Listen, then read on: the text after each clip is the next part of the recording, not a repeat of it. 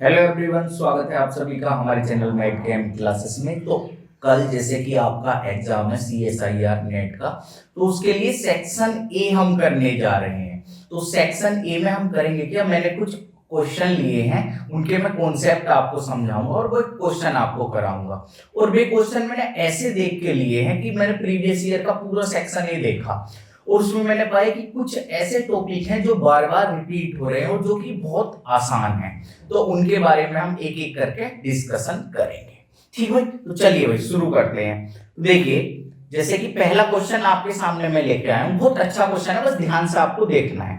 इसमें क्या लिखा है, suppose 3 meeting of A group of professor were arrange in Mumbai, Delhi and Chennai. तीन जो है मीटिंग हुई है, एक दिल्ली में, एक मुंबई में और एक चेन्नई में प्रोफेसर्स की। क्या कहता है फिर आगे, each professor of the group attend exactly 2 meeting, कि प्रत्येक प्रोफेसर जो है 2 मीटिंग अटेंड कर सकता है। फिर उसके बाद डाटा दिया है कि 21 प्रोफेसर जो है उन्होंने अटेंड करी है मुंबई की मीटिंग। ठीक फिर उसके बाद कहता है 27 जो है उन्होंने दिल्ली की मीटिंग अटेंड करी है। फिर 30 जो है उन्होंने चेन्नई की मीटिंग अटेंड करी है। फिर हमसे क्वेश्चन में पूछा क्या है, how many of them attend both the Chennai and Delhi meeting. भाई एक प्रोफेसर कितनी मीटिंग अटेंड कर सकता है, 2 मीटिंग। और हमसे पूछा है ऐसे कौन कौन है जिसने चेन्नई और दिल्ली की मीटिंग अटेंड करी है। ठीक भाई, बिल्कुल आसान।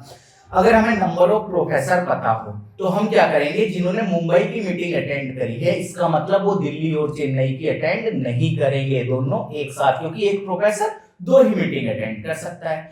अगर मैं प्रोफेसर की संख्या कैसे निकाल सकता हूं कि कितनी meeting, total number of meeting कितनी हो रही है, अगर मैं इसमें देखूं तो टोटल नंबर ऑफ मीटिंग की अगर मैं बात करता हूं तो देखिए, अगर मैं दिल्ली की बात करता हूं तो दिल्ली में जो है डाटा दे रखा है 27। अगर मैं मुंबई की बात करता हूं तो दे रखा है 21। और उसके अगर मैं चेन्नई की बात करता हूं तो डाटा दे रखा है 30। अगर मैं इन सबको ऐड करता हूं तो कितना आएगा, 8 और 78। टोटल मीटिंग कितनी अटेंड कर रहे हैं, 78। एक प्रोफेसर कितनी मीटिंग अटेंड कर सकता है, तो 2। तो इसे अगर मैं डिवाइड बाई 2 कर दूं तो मेरा आ जाएगा 39। तो प्रोफेसर की संख्या कितनी होगी, 39। ठीक, इतनी बात समझ में। इसके बाद बोलता है कि ऐसे कौन कौन से प्रोफेसर हैं जो दिल्ली और चेन्नई की मीटिंग अटेंड कर सकते हैं। भाई जिसने अगर मुंबई की मीटिंग अटेंड कर ली होगी वो दिल्ली और चेन्नई दोनों की तो नहीं कर सकता। तो इसमें से हमने क्या करा, मुंबई वाले घटा दिए 39, और मुंबई की मीटिंग कितनों ने अटेंड करी है, 21। तो आपका आंसर कितना आएगा, 18। तो आपका ए वाला जो है इसमें आंसर हो जाएगा। देखिए, क्वेश्चन ज्यादा डिफिकल्ट नहीं था, इसमें केवल आपको सोचना था और ऐसे ही क्वेश्चन आपको आएंगे, आप इजीली कर सकते हो।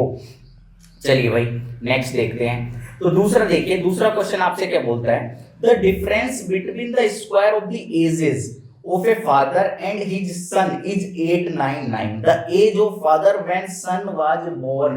तो आपको ये क्वेश्चन दे गया है एज का।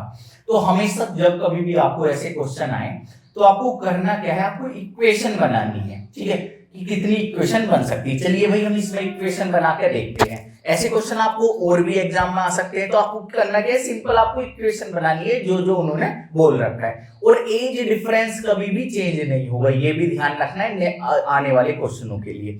चलिए भाई इसमें हम करते हैं। अगर मैं इसकी बात करता हूं तो क्या दे रखा है, मैं फादर की एज मान लेता हूं। फादर की एज जो है मैंने मान ली x, किसी को कुछ प्रॉब्लम इसमें नहीं। अगर मैं सन की एज जो है वो y मान लेता हूं तो हमें क्या दे रखा है, x square minus y square, दोनों की एजेज के स्क्वायर का अंतर कितना दे रखा है, 899। इसके अलावा हमें कुछ बता रखा है नहीं, तो इसके अलावा हमें कुछ नहीं बता रखा। अब आप खुद बताइए, जब आपको 2 वैल्यू दे रखी हो और आपको जो है एक ही इक्वेशन बन रही हो तो तब आप उन 2 वैल्यू का मान निकाल सकते हो, नहीं, ये पॉसिबल नहीं है। इसका मतलब इसका आंसर हम नहीं बता सकते, तो क्या होगा, ए वाला इसका आंसर हो जाएगा। अब आपको कुछ इसमें और डाटा देता तो आप क्या करते, इसे इक्वेशन 1 मानते।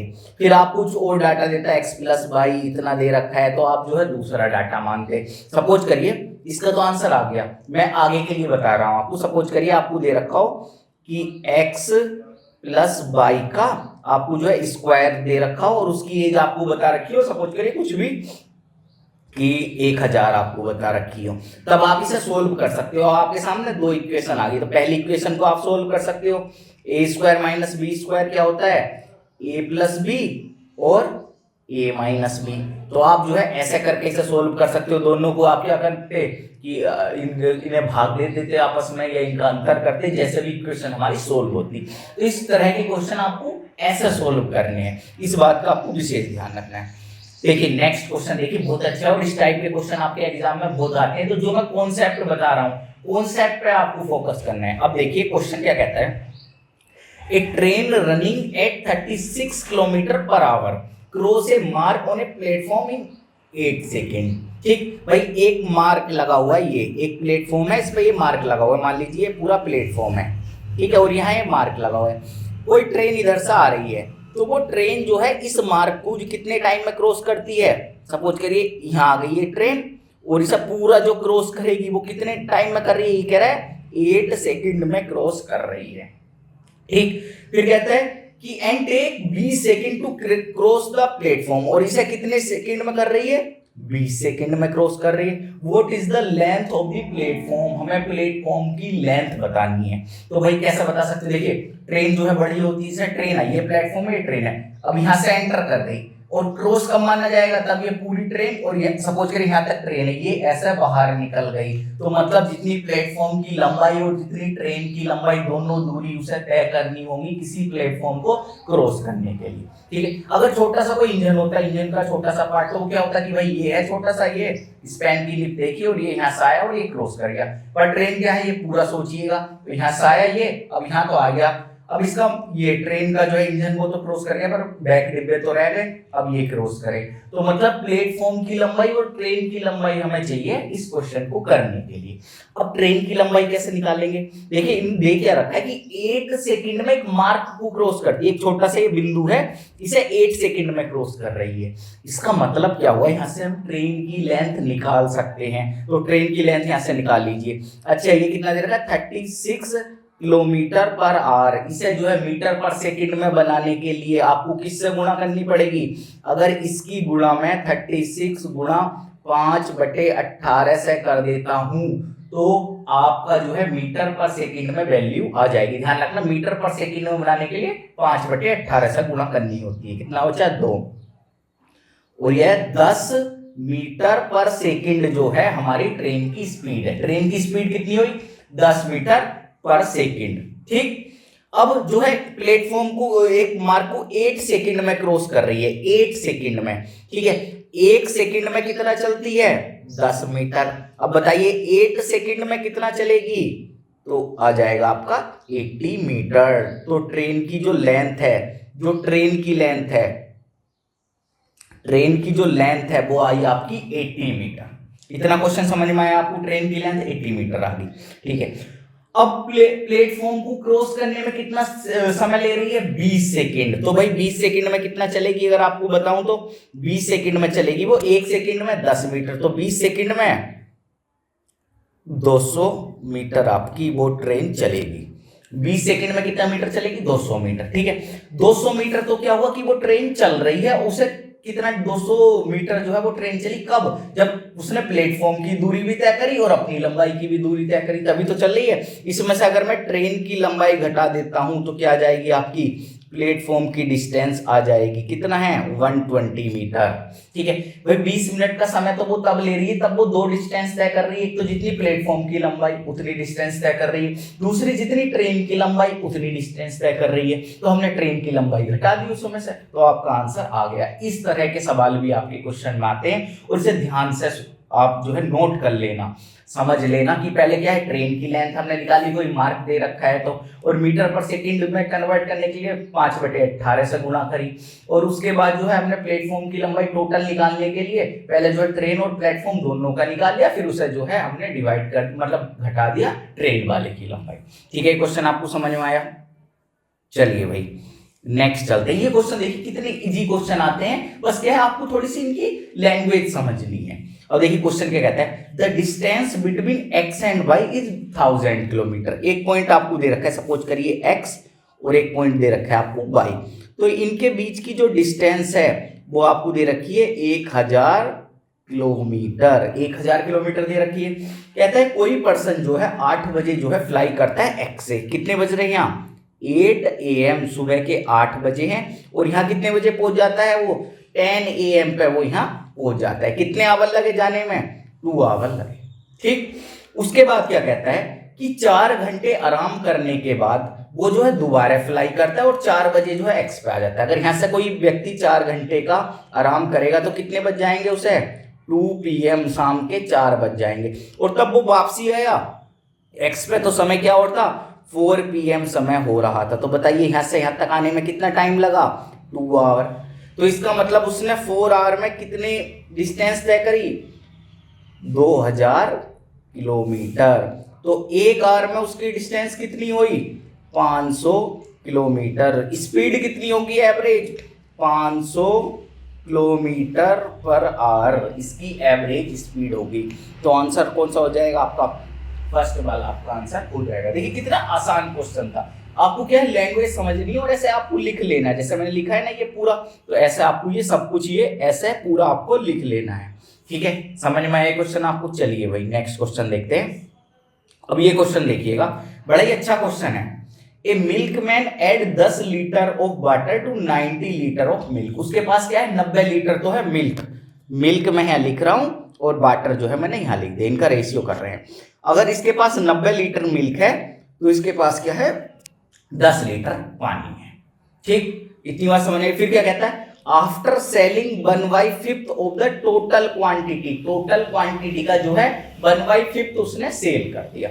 अब 1/5 उसने टोटल क्वांटिटी का सेल कर दिया। सपोज करिए हमारे पास जो है 100 लीटर था टोटल पानी और दूध मिलाने के बाद, और उसने जो है 1/5 सेल कर दिया। 1/5 का क्या मतलब 20 लीटर उसने सेल कर दिया। तो हमारे पास कितना बचा 80 लीटर अब टोटल हमारे पास बच गया दूध, 80 लीटर दूध बच गया। ठीक है, उसके बाद क्या कहता है he adds water equal to the quantity of he has sold। जितना वो बेच चुका है उसकी बराबरी वो क्या करता है उसमें पानी ऐड कर देता है। ठीक है, पानी ऐड कर देता है। अब इसमें अगर मैं बात करूं कितना पानी वो ऐड कर रहा है कि भाई 80 लीटर तो ये हमारा बचा था और इसमें उसने पानी ऐड कर दिया 20 लीटर उसने पानी ऐड कर दिया। ठीक, इतनी बात हुई। अब कहता है कि the proportion of milk to the water he sell now be. अब जितना वो बेच रहा है उसका जो है कितना उसमें कितने परसेंट जो है पानी है और कितने परसेंट जो है वो आपका मिल्क है, हमें ये बताना है। ठीक, तो अब देखिएगा अगर सपोज करिए इसने यहाँ 20 लीटर अगर दूध बेचा है तो मैं आपसे पूछना चाहूंगा उसमें उसने पानी कितना बेचा और दूध कितना बेचा। सपोज करिए अगर वो जो है 100 लीटर जो है पूरा दूध बेच देता तो पानी कितना बेचता 10 लीटर। ठीक, अब उसने क्या करा है अगर वो 10 लीटर दूध बेच रहा है तो पानी कितना बेचा उसने 1 लीटर।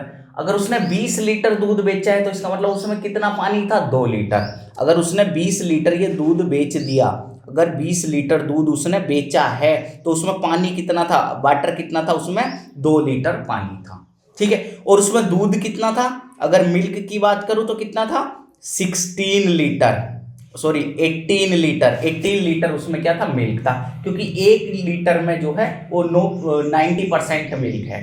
ठीक है, तो इसका मतलब 20 में कितना हुआ 18%, मतलब 18 अगर 20 लीटर बेचा तो 18 लीटर उसका दूध था। अगर वो 100 लीटर का पूरा बेच देता तो दूध कितना बेचता 90 लीटर। पानी कितना बेचता 10 लीटर, पर उसने कितना बेचा 20 लीटर बेचा है। अभी 20 लीटर में पानी की मात्रा कितनी थी 2 लीटर और दूध की मात्रा कितनी थी 18 लीटर। तो अगर मैं आपसे बात करूं तो अब जो फाइनल बात करें तो दूध कितना बचा मिल्क कितना बचा भाई 18 लीटर तो उसने बेच दिया, तो 18 इसमें से माइनस कर दो कितना बचा आपका 72 लीटर मिल्क बचा जो उसके पास अब है प्रेजेंट में।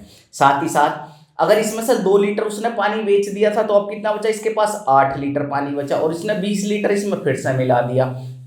अब 20 लीटर फिर से मिला दिया तो कितना हो गया 28 लीटर उसके पास वाटर हो गया, और मिल्क कितना है 72 लीटर। ठीक है, तो ये इसका परसेंटेज बन जाएगा। तो किसका पूछा था वाटर टू मिल्क, तो वाटर का पहले रखेंगे तो ये क्या आंसर हो जाएगा आपका दूसरा वाला आंसर हो जाएगा। ठीक है, वाटर टू मिल्क पूछा था तो वाटर का हम पहले रखेंगे। आशा करता हूँ ये आपको सवाल समझ में आया होगा। एक बार मैं फिर से बता देता हूँ, बहुत इजी सवाल है। क्या कहता है एक दूधिया है तो उसके ने क्या करा कि 90 लीटर दूध लिया और 10 लीटर उसमें पानी मिला के 100 लीटर उसे बना दिया। अब उसने उसमें से 100 लीटर में से 20 लीटर बेच दिया। तो मैं पूछता हूं कितना पानी बेच दिया उसने तो अगर वो 100 लीटर बेचता तो 10 लीटर पानी बेच देता, अगर उसने 20 लीटर बेचा तो उसने 2 लीटर पानी बेच दिया, और दूध कितना बेच दिया 18 लीटर। अब उसमें से आपको क्या करना है, टोटल दूध कितना बचा आपका, तो 90 माइनस 18 72। अब पानी कितना बचा आपका, 8 लीटर पानी बचा, उसने 20 और मिला लिया, कितना हुआ 28 आपका हो गया। तो इसका आंसर कितना हो जाएगा 72:28, या फिर दूध का पहले पानी का पहले पूछा है तो 28:72। आपको आशा करता हूँ ये सवाल समझ में आया होगा। अब ये क्वेश्चन देखिए, ये देखने में बहुत आपको डिफिकल्ट लगेगा बट बहुत इजी क्वेश्चन है, ठीक है। अब मैं इसमें जो है आपको पढ़ के बताता हूँ। ए है कोई पर्सन, उसने एन कॉपी बुक, मतलब कितने नंबर हो जितनी बुक खरीदी उनकी संख्या दे रखी, एन कॉपी हो बुक खरीदी है 20% के डिस्काउंट पे। सपोज करो किसी को 100 रुपए की कोई बुक मिल रही है, तो उसने 20% के डिस्काउंट पे 500 बुक खरीद ली। इस तरह से आप समझिए। फिर क्या कहता है, बी ने भी gets the same book at 30% discount, कि बी भी वही वाली पुस्तक खरीद रहा है बट 30% के डिस्काउंट पे खरीद रहा है। What is the minimum value for n for which B can buy 1 extra copy of the book spending the same amount. Suppose करिए इसने 500 रुपए खर्च करे, इसने भी 500 रुपए खर्च करे, बट जो बी 500 रुपए खर्च कर रहा है वो उसे एक्स्ट्रा कॉपी मिल रही है इस बुक की, अगर उसे 30% डिस्काउंट मिला है, तो क्या होगा कि दोनों का जो है हमें नंबर ऑफ बुक्स निकालनी है कितनी है। ठीक, अब देखिएगा, मैं ए ने सपोज करो ए के पास थे 1000 रुपए, ए के 1000 रुपए खर्च करा देते हैं। बी से एक पुस्तक ज्यादा मिली बट उसने भी 1000 रुपए खर्च कर दिए, बी के भी 1000 रुपए खर्च करा देते हैं और दोनों को इक्वल रख देते हैं और आपका आंसर यहां से आ जाएगा। अब ए द्वारा खर्च किए गए रुपए, ए द्वारा खर्च किए गए रुपए मैं लिख रहा हूं। टोटल नंबर ऑफ बुक कितनी है एन, उनका मैं जो है रेट मान लेता हूं एक्स, रेट मान लेते हैं बुक का x जो है, इस तरह से x मैंने लिख दिया। Total number of book n और रेट क्या है x, तो कितना रेट हुआ nx जो है हमारा वो रेट हो गया, प्लस इसमें क्या है, सॉरी माइनस इसमें क्या है, डिस्काउंट घटा दीजिए, और डिस्काउंट कितना है, जितना इसका प्राइस है उस पर 20% डिस्काउंट है, तो 20/100 मैंने कर दिया, इतना ही तो है। नंबर ऑफ बुक्स कितनी खरीदी nx, डिस्काउंट कितना है हमारा इतना, तो मैंने ये लिख दिया। अब देखिए इसे सोल्व कर लेते हैं, तो इसे अगर सोल्व करेंगे कितना आ जाएगा 1/5 आपका जो है यहाँ आ जाएगा 1/5, और इसे सोल्व करेंगे हम तो कितनी आ जाएगी वैल्यू, अगर इसे सोल्व करें तो nx 5nx माइनस nx, मैंने क्या करा इसका जो है रेशियो ले लिया, ठीक है, मैंने क्या काम करा रेशियो ले लिया है, या आप जो है डायरेक्ट ऐसे भी कर सकते हैं, देखिएगा आप ऐसे भी कर सकते हो, ये कितना है इसे nx माइनस का 0.2 nx, आप जैसे भी मन हो इसे आपको सोल्व करना है तो आप कर सकते हो। तो क्या बचा 0.8 nx आपका बचा, आप ऐसे भी कर सकते हो जैसे मैं पहले आपको बताया था एलसीएम लेके, वैसे भी कर सकते हो, जैसे भी आप कंफर्टेबल हो, ये x है। तो ए ने रुपए खर्च करे इतने कि जितने की उसे टोटल बुक कितनी थी n, रेट कितना था x, तो टोटल रेट कितना हुआ nx, बट उस पर 20% डिस्काउंट, 20% डिस्काउंट मिला तो उसे क्या कर दिया हमने माइनस कर दिया, तो ए ने जितने रुपए खर्च करे हमें पता चल गया, ठीक है। अब बी ने कितने रुपए खर्च करे, हम बी के रुपए खर्च देखते हैं भाई कितने करे। बी के टोटल नंबर ऑफ बुक कितनी ली उसने nx ली, ठीक है, इस पर कितनी छूट मिलेगी, उस पर nx का जो है उसे 30% छूट मिल रही है, तो nx का 3/, या 30/100 करो या 3/100 कर लो, जैसी भी आपकी मन हो, आप वैसे जो है इसे कर सकते हो। अब जो है प्लस इसमें एक चीज और ध्यान रखना, उसने एक कॉपी बुक की और ली है, और एक कॉपी ली है तो एक कॉपी का जो रेट है वो क्या है x, और कितने % के डिस्काउंट पे मिला है उसे, फिर से उसे जो है 3/10, मतलब कितने % के डिस्काउंट पे उसे मिल रही है, डिस्काउंट उसे मिला कितना 3/10, तो उसे प्राइस कितना पड़ा, प्राइस ही लिख देता हूं डायरेक्ट, तो प्राइस लिख दिया मैंने 7/10 उसे प्राइस पड़ा। ठीक, कितनी बात समझ में, दोबारा बता देता हूँ। बी का क्या है, टोटल नंबर ऑफ बुक ली nx, उसमें से डिस्काउंट कर दिया, देखिए इतना पार्ट जो है अलग सोचिए आप, इतना जो है उसमें से डिस्काउंट कर दिया, डिस्काउंट करके मैंने इधर लिख दिया, पहली चीज समझ में आई। दूसरा क्या करा मैंने, प्लस उसका रुपए ऐड करे, प्लस उसने एक बुक और ली, बुक कितने की थी, प्राइस x के प्राइस पे 30% डिस्काउंट कर दिया, 30% डिस्काउंट कितना हुआ 3/10, अब टोटल प्राइस उसे कितना पड़ा 7/10, तो मैंने यहाँ 7/10 लिखा है, ठीक है। अब इसे जो है आप कर भी सकते हो, अगर इसमें से मैं जो है nx कॉमन ले लेता हूँ तो कितना बचा 1 माइनस 3/10 और इसे करता हूँ तो क्या आ जाएगा 7/10। 7/10 को कितना लिख सकता हूँ 0.7 nx और इसे भी अगर मैं करूँ तो कितना हुआ 0.7x। इसे अगर सोल्व करें अब दोनों इक्वेशन को आपको इक्वल रख देना है क्योंकि जितने रुपए ए ने खर्च करे जितने रुपए बी ने खर्च करे तो 0.8 nx इसे एक एक्स्ट्रा भी किताब मिल गई और इसका क्या लिखा मैंने nx 0.7 प्लस 0.7x। ठीक है अब तीनों में x है तो x को हटा देते हैं यहाँ से। तीनों में x था तो x को मैंने हटा दिया। ठीक है अब इसे जो है इधर लेके गए तो कितना बचा 0.1 n इज इक्वल टू 0.7 बचा। तो n की वैल्यू कितनी है आपकी 7 तो n की वैल्यू कितनी है 7 तो आंसर हो जाएगा आपका ए वाला। ठीक है बहुत इजी क्वेश्चन है मैंने बहुत डिटेल से आपको समझाया है। ए ने कितने रुपए खर्च करे बी ने कितने रुपए खर्च करे और बी को एक किताब एक्स्ट्रा लिवा दी दोनों को बराबरी रख दिया। इतना ही आपको इसमें करना था। बोलिए बात समझ में आई या नहीं। ये क्वेश्चन बहुत अच्छा है और ये सभी ना आपने 12th क्लास में ऐसे क्वेश्चन फिजिक्स में जरूर करे होंगे। ये फिजिक्स का क्वेश्चन है 12th क्लास का। देखिए क्या बोलता है ध्यान से देखिएगा। कोई एक रिवर है ये एक रिवर है ठीक है ये एक रिवर है कहता है रिवर की जो चौड़ाई है वो 800 मीटर है। ये कितनी है 800 मीटर। ठीक है वाटर फ्लो जो वाटर की स्पीड है इधर पानी की जो स्पीड है 9 किलोमीटर पर आवर है। ठीक है a man can row a boat in a still water with a speed of 15 kilometre. अगर कोई व्यक्ति नाव चलाता है अगर पानी शांत है तो उसकी स्पीड कितनी है नाव की 15 किलोमीटर पर आवर की स्पीड से वो नाव चला सकता है। कितने से 15 किलोमीटर पर आवर से वो स्पीड नाव चला सकता है। If the path of the boat is maintain perpendicular suppose करिए वो यहाँ से चला और परपेंडिकुलर इधर पहुंच रहा है ए से वो बी पे पहुंच रहा है मतलब क्या जा रहा है सीधा जा रहा है। तो ऐसा तो है नहीं अगर वो यहाँ से सीधा चला और पानी इधर है अगर वो सीधा चलेगा तो कहाँ निकलेगा यहाँ निकलेगा तब तो इस परपेंडिकुलर नहीं देखिए मेंटेन रह सकता। तो परपेंडिकुलर मेंटेन नहीं रह सकता तो इसका मतलब वो कहाँ चला होगा अगर वो ऐसे थीटा के एंगल पे अगर वो चल रहा होगा तो वो अपने आप को परपेंडिकुलर मेंटेन रख सकता है। किसके अगर थीटा के एंगल पे वो चल रहा है तो वो अपने आप को परपेंडिकुलर मेंटेन रख सकता है। इतनी बात समझ में आई। तो चलिए भाई इसने पूछा है then how long will the man take to cross it कितना लंबा समय लगेगा ना उसे क्रॉस करने में। अगर मैं इसकी स्पीड सीधी निकाल दूं ये वाली स्पीड अगर हमें पता चल जाए कि अगर कोई व्यक्ति सीधा जा रहा है उसकी स्पीड कितनी है तो आसानी से इस क्वेश्चन को कर सकते हैं। अब स्पीड कैसे निकाल लेंगे सपोज करिए थीटा है ठीक। अब यहाँ देखिएगा ये कितना है इसकी स्पीड 15 किलोमीटर पर आवर की इसकी स्पीड है। बात समझ में आई।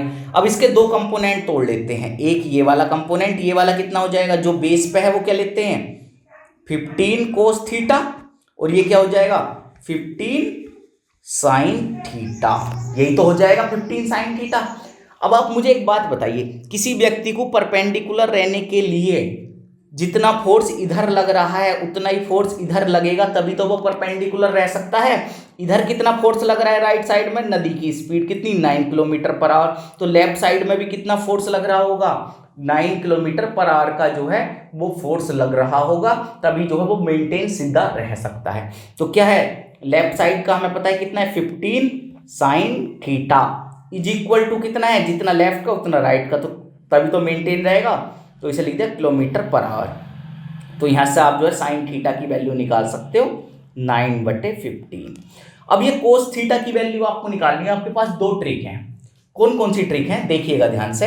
एक तो जो है ऐसे निकाल सकते हो cos theta is equal to √1 minus sine square theta या तो आप ऐसे निकाल सकते हो।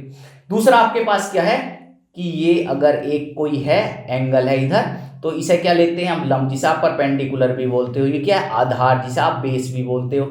ये क्या है कण जिसे आप हाइपोटेनस भी बोलते हो। तो के मैंने लिख दिया कण। अब मुझे पता है LAL/AA मतलब साइन थीटा क्या होगा हमारा साइन थीटा होगा हमारा लंब जो है हमारा और जो है जो हमारा कर्ण है ठीक है वो होगा हमारा साइन थीटा। कोस थीटा कितना होगा तो कोस थीटा आप निकाल सकते हो आधार बटे कर्ण। अब देखिए साइन थीटा की वैल्यू कितनी दे रखी है इसने दे रखी है 9/15 तो 15 हो गया ये 9 हो गया ये तो आप जो है इसे निकाल सकते हो कितना आ गया 12। तो आप जो है जैसे भी निकालना चाहो वैसा आपकी मर्जी है आपको निकालना है। तो कोस थीटा की जो आपकी वैल्यू आ जाएगी वो आएगी आपकी 12/15। अब इधर रख दो, इतनी इधर स्पीड कितनी है इसकी, इधर स्पीड है 15 कोस थीटा। कोस थीटा की वैल्यू मुझे पता है कितनी है, 12/15। 15 से 15 गया, कितना बचा, 12 किलोमीटर पर आवर। अगर कोई व्यक्ति ऐसे जा रहा है तो उसकी स्पीड कितनी है, 12 किलोमीटर पर आवर की उसकी सीधी वाली स्पीड है। करा कुछ नहीं, हमने पहले थीटा ले लिया था, ठीक है, थीटा एंगल पे जाएगा तब परपेंडिकुलर रह सकता है। शुरू से बता रहा हूं, ध्यान से सुनिए। और उसके दो कंपोनेंट हमने तोड़ दिए, एक जो है कितना हो गया कोस थीटा वाला, और एक जो है साइन थीटा वाला, दोनों तोड़ दिए तो 15 कोस थीटा और 15 साइन थीटा। अब नदी की स्पीड जितनी है उतनी ही अगर लेफ्ट को लगाएगा तभी तो वो सीधा रह सकता है। सपोज करिए इस पर मैं इधर इतना फोर्स लगा रहा हूं, इसे सीधा रहना तो नीचे से भी इतना ही फोर्स लगना चाहिए इस पर, तब ये सीधा रह सकता है। तो हमने दोनों को इक्वल रख दिया, साइन थीटा की वैल्यू आ गई, कोस थीटा की निकाल दी, तो 15 कोस थीटा वाला जो कंपोनेंट था उसकी हमने वैल्यू निकाल दी। हमें स्पीड पता चल गई कितनी है, 12 किलोमीटर पर आवर।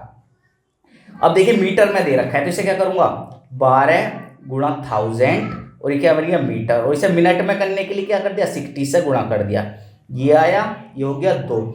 1 मिनट, देखिए ऐसे थोड़ा और डिटेल से बता देता हूँ कभी आप कंफ्यूज हो। 200 मीटर पर मिनट, 200 मीटर पर मिनट, ठीक है। 1 मिनट में कितना चल रहा है, 200 मीटर।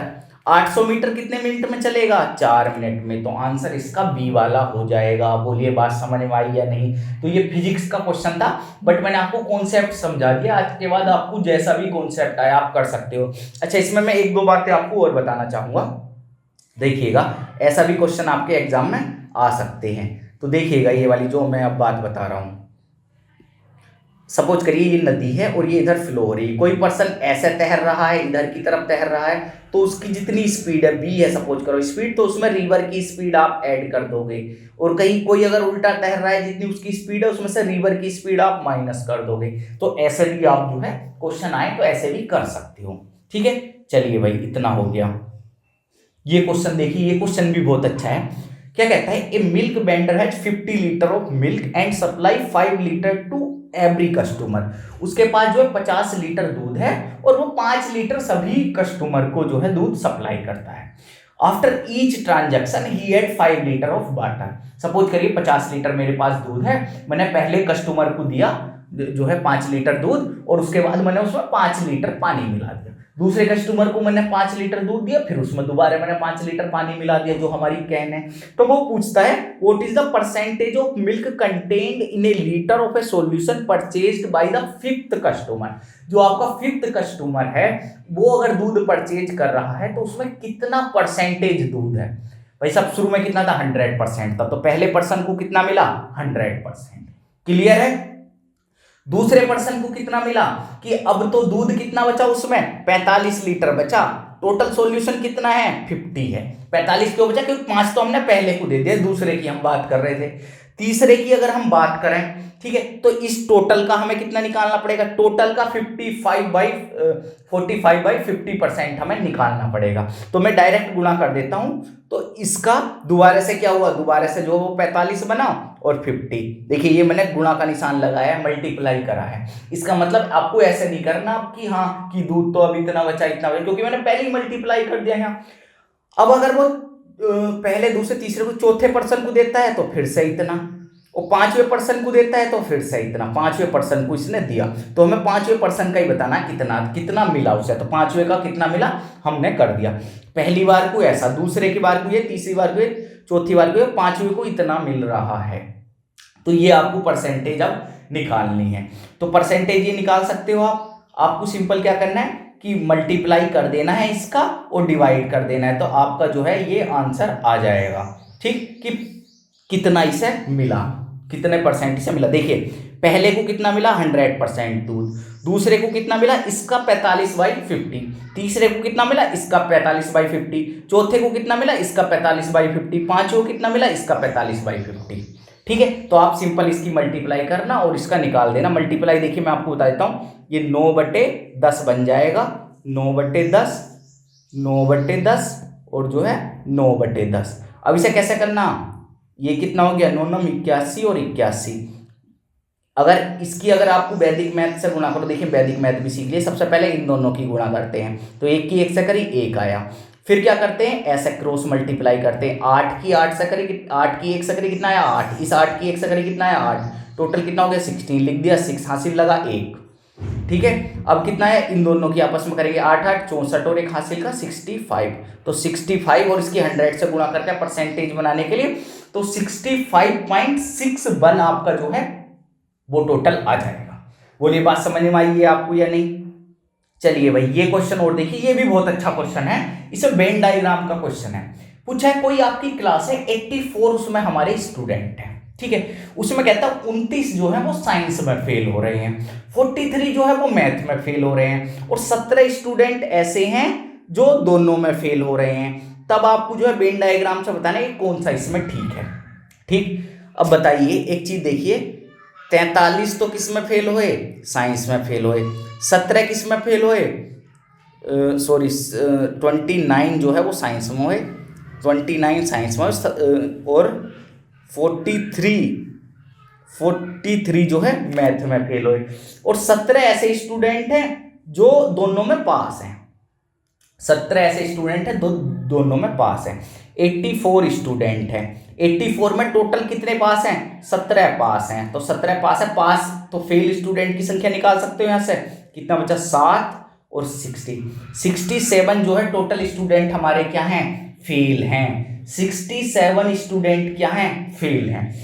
अच्छा 67 में से अगर मैं जो है ये इन दोनों को जोड़ता हूं, देखिए इन दोनों को जोड़िए, इन दोनों को जोड़िए कितना आया, तो यार 2 हासिल लगा 1 4 2 6 और एक 7, 72 फेल हो रहे हैं, सॉरी ये 72 आया। ठीक, अब इसमें दोनों को जोड़ ले तो 72, और टोटल फेल स्टूडेंट कितने 67, तो 72 माइनस 67 मतलब 5, मतलब 5 स्टूडेंट ऐसे हैं जो दोनों सब्जेक्ट में फेल हैं, 5 स्टूडेंट ऐसे हुए जो दोनों सब्जेक्ट में फेल हैं, 17 जो है पास हैं, साइंस केवल साइंस में फेल कितने 29, केवल मैथ में फेल कितने हैं 43। ठीक, अगर इनका वेन डायग्राम मैं बनाऊंगा, फेल वालों का बना रहा हूं मैं, फेल वालों का देखना, फेल वालों का वेन डायग्राम बनाऊंगा तो ये मैं ऐसे लिख देता हूं। ठीक, अब इसे साइंस लिख देता हूं, इसे मैथ लिख देता हूं। साइंस में फेल कितने थे 29, 5 कितने हैं दोनों में फेल हैं, इसमें से 5 माइनस कर दो, 5 इसमें अगर माइनस करा तो आपका कितना बचा 24, 5 तो मैंने यहाँ लिख दिया, साइंस वाला कितना बचा 5, 24 लिख दिया, मैथ वाला कितना बचा 5 यहाँ से माइनस कर दो, मैथ वाला कितना बचा आपका 38, और 17 टोटल की क्लास क्या है बॉक्स में लिख दे ये। तो इस तरह से कुछ वेन डायग्राम आई है आपका फेल वाला। पर सपोज करिए आपको पास वाले का पूछ लेता, कितने स्टूडेंट पास हैं, तो देखिए वो कैसे करते, अगर पास वाले का पूछ लेता तो ऐसे और ऐसे, दोनों में कितने पास हैं, दोनों में कितने पास हैं भाई 17 दोनों में पास हैं, ये मैथ का लिख देता हूं, ये साइंस का लिख देता हूं। मैथ में कितने पास हैं, तो मैथ में देखिए 72 में से जो है 43 आपको माइनस कर देना है और यहां लिख देना इतने मैथ में पास हैं। साइंस में कितने पास है, तो साइंस वाला कितना है 29 जो है टोटल स्टूडेंट में से माइनस कर देना कि इतने इसमें पास है, और यहाँ नंबर ऑफ स्टूडेंट जितने फेल हैं दोनों में 5। तो आप ऐसे भी कर सकते हो। ठीक, तो जैसे भी आपको आंसर दे रखो आपको वैसे करना है। इसका आंसर जो है ये वाला हो जाएगा, इसमें से जो है कौन सा आंसर हो जाएगा, मैथ, ये डी वाला इसका आंसर हो जाएगा, इसका आंसर हाँ डी वाला इसका आंसर हो जाएगा। ठीक है, आप वैसे भी कर सकते हो जैसे मैंने आपको बताया कि जो भी आंसर आपको दे रखा उस हिसाब से वेन डायग्राम बनाना बड़ा ही सरल होता है, इतना जो है मुश्किल नहीं है। ये क्वेश्चन और देखिए बड़ा ही अच्छा क्वेश्चन है, कभी भी ऐसे क्वेश्चन से आपको घबराना नहीं है। कहते हैं if equal weight of 22 carat gold alloy, एक 22 कैरेट गोल्ड है अलॉय, उसमें जो है 22 पार्ट जो है गोल्ड है और 2 पार्ट कॉपर है, टोटल पार्ट कितने हैं 24 उसमें पार्ट है, जिसमें से 2 पार्ट जो है आपका कॉपर है। ठीक है, कहते हैं 24 कैरेट गोल्ड उसके साथ उतना ही वेट का और मिक्स करा गया और एक अलॉय बनाया गया। उस अलॉय में पूछा है weight proportion of the copper, copper का वेट प्रोपोर्शन पूछा गया है। कॉपर, अच्छा पूरा जो अलॉय बना उसमें कॉपर कितना है, कॉपर का कितने पार्ट है 2 पार्ट, कॉपर कितना है 2 पार्ट। अच्छा टोटल पार्ट कितने हैं, टोटल पार्ट कितना हो गया 22 और 2 24 ये 24 ये, तो टोटल पार्ट हो गया 98। ठीक है, अब आप कॉपर का परसेंटेज निकाल सकते हो 2/98, 98 हुआ, नहीं 24 48 48, सॉरी ये 48 हुआ 48, अब आप निकाल सकते हो कितना है, 1/24 आपका ये डी वाला आंसर हो जाएगा। ठीक है, तो इतना था जो मैं आपको चीजें बताना चाहता था। आशा करता हूं आपको ये सब समझ में आया होगा, और जितना भी मैंने बताया आप एकदम फोकस करके एक बार इन्हें दोबारा से और करना, और मैं आशा करता हूं कि आपके 30 नंबर के जो क्वेश्चन है कम से कम आप 20 नंबर स्कोर कर लें। अगर आप 20 नंबर उसमें स्कोर कर लेंगे तो आपको बहुत बड़ा एक जो है बेनिफिट मिलेगा, आपका इजीली क्वालिफाई एग्जाम हो जाएगा। और जितना हमने आपसे कॉन्सेप्ट पढ़ाया है, अगर आप उसे ध्यान से रिवीजन करते हो तो 4-5 क्वेश्चन तो इसी से हो जाने हैं आपके, क्योंकि कॉन्सेप्ट घुमा फिरा के यही आते हैं। और थोड़े बहुत क्वेश्चन प्रोबेबिलिटी के और आते हैं, प्रोबेबिलिटी एक बार आप देख लेना। बाकी जो है एक विमल सर ने पहले ही हमारे चैनल पे वीडियो अपलोड कर रखा है, वो भी आप देख सकते हो। फिलहाल इस लेक्चर के लिए इतना ही। आप सभी का बहुत बहुत धन्यवाद।